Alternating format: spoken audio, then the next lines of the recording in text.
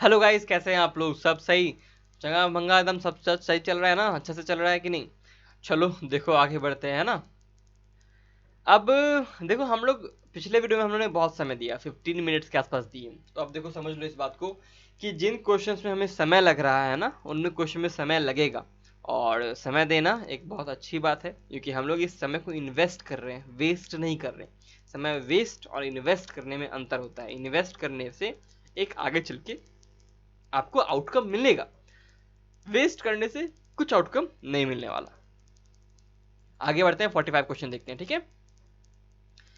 Which of the following is not a disaccharide? कौन सा disaccharide नहीं है? Maltose is a disaccharide, sucrose is a disaccharide, lactose is a disaccharide, starch is a polymer, polysaccharide होता है ये, ठीक है? ग्लूकोज का होता है अमाइलोज, अमाइलोपेक्टिन इसमें आपको देखने को मिलते हैं। मैल्टोज में क्या क्या होता है? ग्लूकोज, ग्लूकोज होता है। सुक्रोज में ग्लूकोज, फ्रक्टोज होता है। लैक्टोज में ट्रिक के हिसाब से याद रखो, ग्लूकोज और गैलेक्टोज होता है। गैलेक्टोज में भी लैक्टोज आया। ग्लूकोज तो तीनों डाइसेक्राइड में मिलेंगे आपको।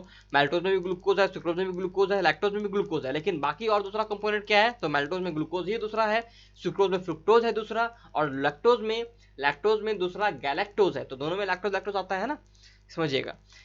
एक चीज ध्यान रखिएगा कि लैक्टुलोज सॉल्यूशन होता है ना, लैक्टुलोज, LACTULOS, लैक्टुलोज सॉल्यूशन। किसी को मान लो कि कॉन्स्टिपेशन रहता है, एक जनरल नॉलेज दे रहा हूँ खाली, आप लोगों को काम आएगा ये चीज़, याद रखिएगा। लैक्टुलोज जो सॉल्यूशन होता है ना, वो एक तरह से आप लोग को कॉन्स्टिपेशन को रिलीव करने में बहुत हेल्प करता है, ठीक है ना? ये चीज़ ध्यान रखिएगा, आप लोग के लिए काम आएगा। लैक्टुलोज सिरप मिलते हैं। मान लो कि आप लोग छोटे मोटे डॉक्टर तो बन ही ना गए भाई, अभी तो बस डिग्री आना बाकी है आप लोग के हाथ में, वो जरूर आएगा। हम लोग साथ में एकदम बिल्कुल लेके आएंगे। लेकिन अपने अगल बगल लोगों के लिए इस वक्त आपको ध्यान रखना जरूरी है कि लैक्टुलोज एक तरह का कॉन्स्टिपेशन रिलीफ सॉल्यूशन होता है, ठीक है ना? इसकी एक सिरप होता है ये, आप उसे पीजिएगा तो आपको कॉन्स्टिपेशन से रिलीफ मिल जाता है, किसी भी बूढ़े हैं अगर कोई तो। और दूसरी बात, ये थर्ड स्टेज में आता है, थर्ड सेकेंड स्टेज में आता है, इसलिए इससे पहले आप लोग पानी पीना या इसबगोल जो होता है उसको इस्तेमाल कर सकते हैं। एक एक्स्ट्रा नॉलेज मैंने दे दिया आप लोग को। चलो आगे बढ़ते हैं, 46 देखते हैं। What does the following equation denote? क्या इन तीनों इक्वेशन में क्या दिखाई दे रहा है हमें, बताओ। आगे बढ़ो, देखो क्या लिख रहा है, क्या दिखाई दे रहा है। Amino acid plus ATP will gives out amino acyl AMP plus PP. क्या दिखता है इससे, क्या हो रहा है यहाँ पे, बताओ। ये हो रहा है एक्टिवेशन ऑफ अमाइनो एसिड। क्या हो रहा है? ये activation of amino acid. Amino acid में एटीपी आ रहा है, और ये देखो कहां से जाके जुड़ जाएगा, ये टीआरएनए में जाके जुड़ जाएगा, है ना? ट्रांसफर आरएनए में जुड़ जाता है ये, और ये इसको एक्टिवेशन ऑफ अमाइनो एसिड कहते हैं, ठीक है? नेक्स्ट क्वेश्चन देखते हैं हम लोग।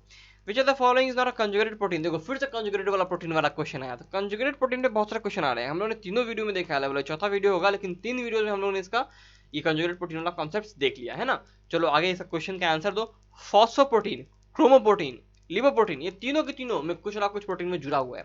नाम से ही क्लियर है भाई, फॉस्फो है, क्रोमो है, लिपो है ना? पेप्टोन में कुछ जुड़ा हुआ नहीं है। तो आंसर क्या हो जाएगा? नॉट में है ना क्वेश्चन, तो आंसर ए हो जाएगा, ठीक है? नेक्स्ट क्वेश्चन देखते हैं हम लोग।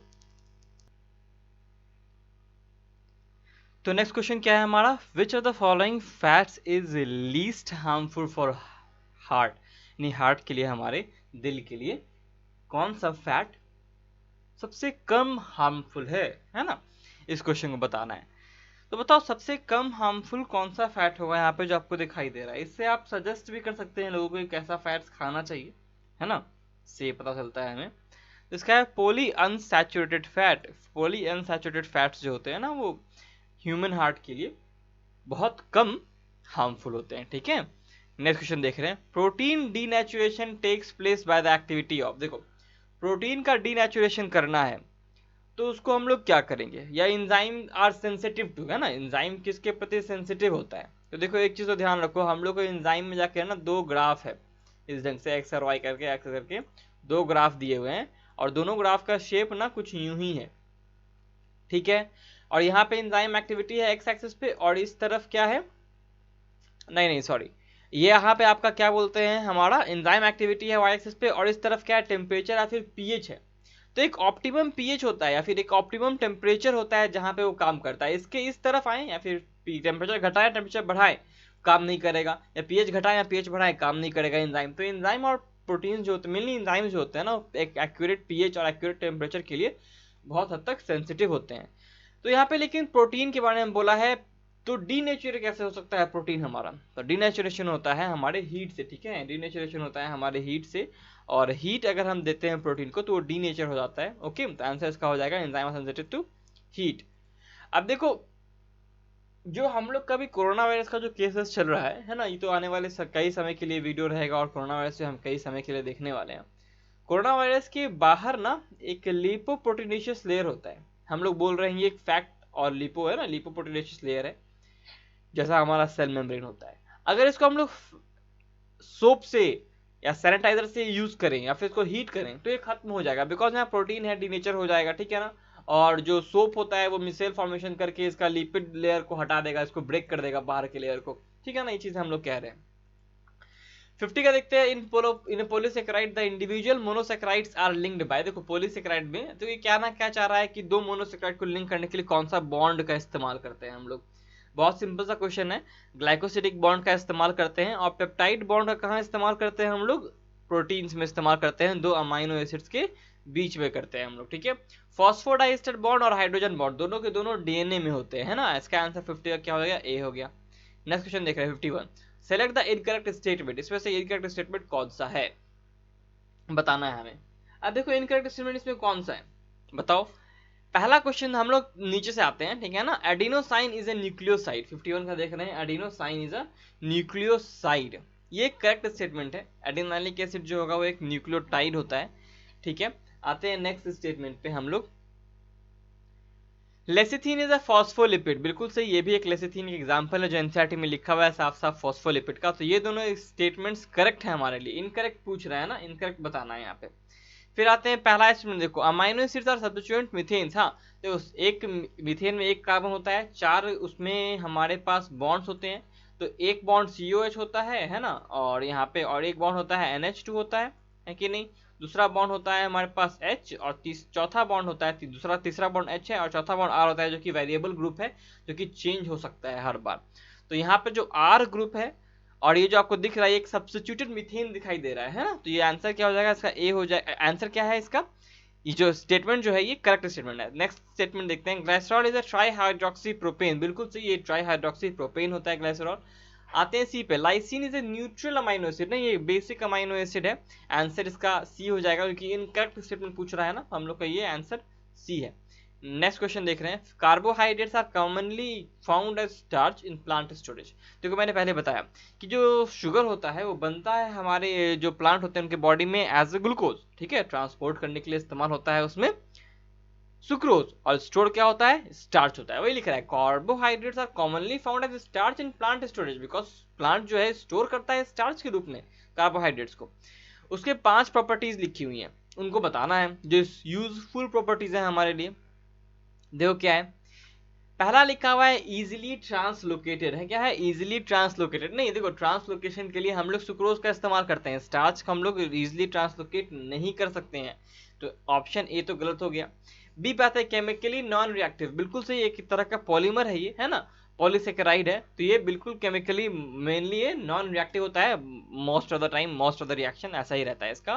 तो ये बहुत सही चीज़ है, ये यूजफुल प्रॉपर्टी है स्टोरेज के रूप में इस्तेमाल करने के लिए, बिकॉज अगर किसी चीज़ को आप स्टोर कर रहे हैं और समय के साथ अगर किसी से रिएक्ट कर जाए और फिर वो खराब हो जाए तो वो नहीं चाहेंगे, कोई भी प्लांट ऐसा नहीं चाहेगा। तो ये होगा आपका केमिकली नॉन रिएक्टिव, बिल्कुल सही स्टेटमेंट है। इजीली डाइजेस्टेड बाय एनिमल्स, क्या इनको इजीली डाइजेस्ट किया सकता है एनिमल के द्वारा स्टार्च को? नहीं, इनको इजीली डाइजेस्ट नहीं किया जा सकता, ये बहुत ज़्यादा बड़े पॉलीमर्स होते हैं, इनको तोड़ना पड़ता है, ठीक है ना, और तोड़ के हम लोग इसको मोनोमर बनाते हैं, उसके बाद फिर हम लोग इसको कंज्यूम करते हैं, ठीक है ना।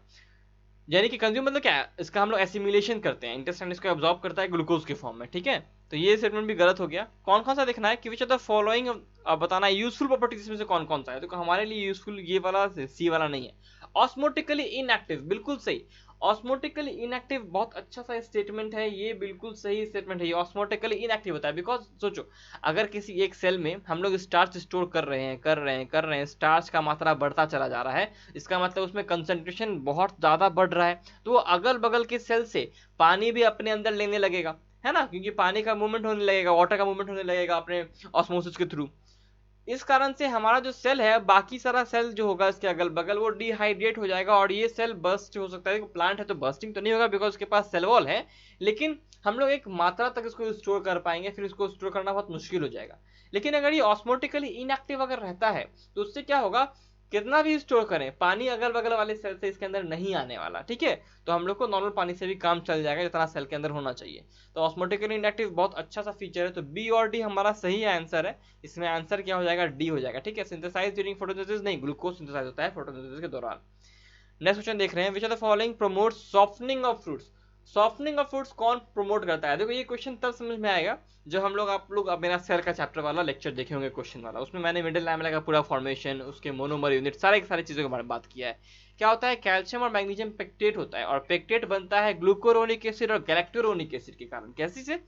ग्लूकोरोनिक एसिड और गैलेक्टोरोनिक एसिड के कारण पेक्टोज बनता है, ठीक है। और ये समझना है कैल्शियम पेक्टेट और मैग्नीशियम पेक्टेट होता है मिडिल लैमेला में।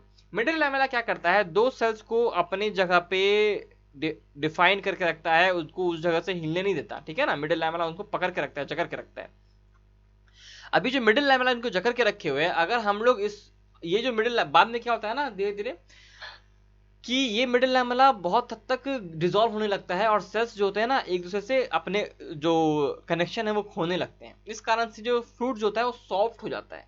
लेकिन इस फ्रूट के सॉफ्टनिंग को हम लोग और तेज कर सकते हैं और प्रमोट कर सकते हैं अगर हम लोग यहाँ पे एक ऐसा एंजाइम डाल दें जो इस मिडिल लैमेला को डाइजेस्ट कर जाए या डिसॉल्व कर ले। तो ऐसा एंजाइम जो कि मिडिल लैमेला में जो केमिकल्स प्रेजेंट है उनको डाइजेस्ट कर सकता है, उसे कहते हैं हम लोग पॉलीगैलेक्टोरोनेज। अब देखो एज एंजाइम है, एज लगा हुआ है तो एंजाइम है। और गैलेक्टोरोनेज क्यों लिखा हुआ है, क्योंकि ये क्या है, मिडिल लैमेला में पेक्टेट गैलेक्टोरोनिक एसिड का और ग्लूकोरोनिक एसिड का बना हुआ होता है, मैंने भी बताया। तो यहाँ से वो क्वेश्चन का देखो आया है कनेक्शन, ठीक है। नेक्स्ट क्वेश्चन देख रहे हैं, लास्ट क्वेश्चन हमारे इस वीडियो का। देखो सारे क्वेश्चंस बहुत बड़े बड़े हैं ना, इसलिए समय लगेगा इन क्वेश्चंस में, ठीक है। चलो देखते हैं 54 का आंसर क्या है, आप लोग डिफाइन कर लीजिए पहले, फिर देखेंगे क्या बोल रहा है। कौन सा स्टेटमेंट नॉट ट्रू है, कौन सा स्टेटमेंट नॉट ट्रू है, ठीक है ना। हम लोग ऊपर से नीचे आते हैं। Glycerol is a 3 carbon alcohol with 3 OH group that serve as binding sites. बिल्कुल सही, सी सी और सी, ये है हमारे पास ग्लाइसरॉल H, और फिर यहाँ पे भी OH, और फिर यहाँ पे भी OH, ठीक है ना। और यहाँ पे अपना बॉन्ड आप सेटिस्फाई कर लीजिएगा। यहाँ पे भी एक H होगा, यहाँ पे भी एक H होगा, और यहाँ पे भी 2 H होगा, है ना। 2 H2 लिख दिया मैंने डायरेक्टली, ठीक है ना। अब देखो यहाँ पे ये ग्लाइसरॉल, इसमें 3 OH ग्रुप होता है, जिसमें सर्व है हर OH ग्रुप एक बाइंडिंग साइट की तरह काम करता है। Waxes are esters formed between a long chain alcohol and saturated fatty acid. Wax जो होता है वो एक ईस्टर होता है जो कि कैसे बनता है, एक लॉन्ग चेन अल्कोहल और फैटी एसिड के कारण मिलने से बनता है, वो भी सैचुरेटेड होना चाहिए, तभी उसको वैक्स कहेंगे। ये स्टेटमेंट बिल्कुल सही स्टेटमेंट है, यानी कि ट्रू स्टेटमेंट है। नेक्स्ट स्टेटमेंट देख रहे हैं, the term protein was coined by Gerardus Johannes Mulder. Mulder कह सकते हो इसे, जोहानस मुल्डर कह सकते हो, जे मुल्डर कह सकते हो। और ये इसमें बिल्कुल सही स्टेटमेंट है। तो ए बी सी स्टेटमेंट सही है हमारे पास, ठीक है ना। आते हैं, अगर is indispensable polysaccharide and it is a complex polymer of glucose sulphur containing poly carbohydrate. ये चीज पहले भी हमारे वीडियो में आया है एक बार, है ना। ये स्टेटमेंट गलत है, अगर ये चीज नहीं होता है, ठीक है ना। आंसर क्या हो जाएगा इसका, डी हो जाएगा, बिकॉज हमें नॉट ट्रू बताना था और ये स्टेटमेंट नॉट ट्रू ही है, ठीक है। अब देखो अगर कोई पूछे कि अगर अगर किससे बना होता है ना, तो ये भी जानना जरूरी है। अगर हम लोग ये कह रहे हैं कि ग्लूकोज और सल्फर कंटेनिंग कार्बोहाइड्रेट से ये नहीं बना है, तो किससे बना होता है अगर, तो ये जान लो कि अगर जो होता है लीनियर पॉलीसेकेराइड एगेरोज, एगेरोज से बना होता है ना, इसलिए एगेरोज मीडियम कहते हैं इसे, ठीक है। और इसमें एक और heterogeneous mixture of small molecule होता है जिसको कहते हैं एगेरोपेक्टिन, एगेरोपेक्टिन कहते हैं, ठीक है। यानी कि इसमें प्रोटीन का भी कुछ पार्ट्स यहाँ पे मौजूद आपको दिखाई दे रहा है। तो एगेरोस और एगेरोपेक्टिन से मिलकर बनता है हमारा अगर, ठीक है ना। तो ये हो गया हमारे लिए चैप्टर, ये जो था सीरीज ये वाला इस लेक्चर का खत्म होता है। अब आप अगले लेक्चर में आपसे मिलेंगे, ठीक है। तब तक के लिए study smart, work hard guys and stay healthy.